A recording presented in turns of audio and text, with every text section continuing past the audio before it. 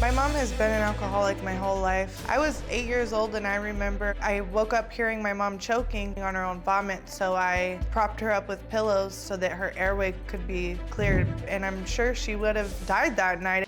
By the time I was 12, my mother would throw plates and come after me with rakes and shovels. There were many nights where my mom would be in a blackout, rage, drunk, and wake me up hitting me, and she would throw me out of the house. When I was 14, my mom was drunk and tried to drive the car, so I told her, look, I'll go get the booze for you. But unfortunately, I had been drinking as well, and I ended up crashing the car. As my mother's drinking got worse and I got older, I started getting resentful and angry. I started running away, drinking and using hard drugs. While I was in juvenile hall, my mother was evicted from the apartment.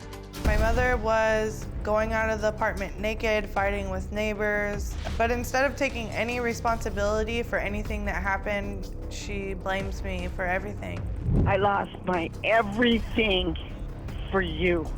Did you wrap my car around a tree? After my mom was evicted from her last apartment, she went straight to the streets. My mom says it's all my fault that she's homeless and that her life has come to this. Logically, I know that she's wrong, but emotionally, it tears me apart.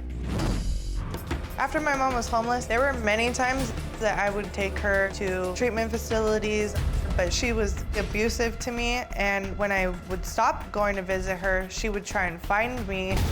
There was a time where I was out on my break outside of the office, and she crept up behind me and ripped my glasses off of my hair and hit me on the back of the head because she wants me to give her a shower and then back to the streets.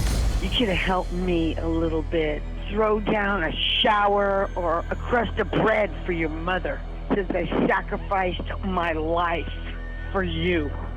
A year ago, I went to help my mom. I had my son with me, and she came running up to the car, screaming obscenities and throwing her hands at the window. And when I looked into my son's face, I saw the terror, and it reminded me of terror that I used to feel. So I vowed not to seek her out anymore.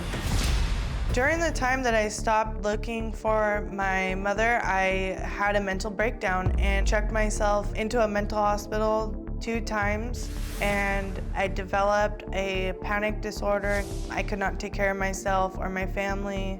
I have extremely debilitating anxiety.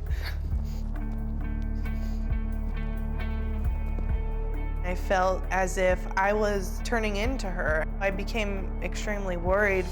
I do not want to put my son through the same thing that I went through. I felt like if I could help my mom, that I could break the cycle, but I realized that I could not help her on my own, and I needed help. Well, Heather, that's hard to watch, right? Yeah, it is. I'm afraid for my mom. I'm afraid she's gonna die on the streets like this. She's not made it easy on you. Not at all, Dr. Phil. When you were 12, you got involved with drugs and alcohol, right? That's right. You said you stopped caring about yourself because nobody else did. Sure. There were a few things that happened during her blackout rages, and one of them was that she threw me on the streets and I was sexually assaulted. And from that point forward, that was when I decided my well-being obviously does not matter, and when I was doing drugs and alcohol, I felt a sense of relief. So that was my way of coping with it. And she's blamed you for all of this. Absolutely.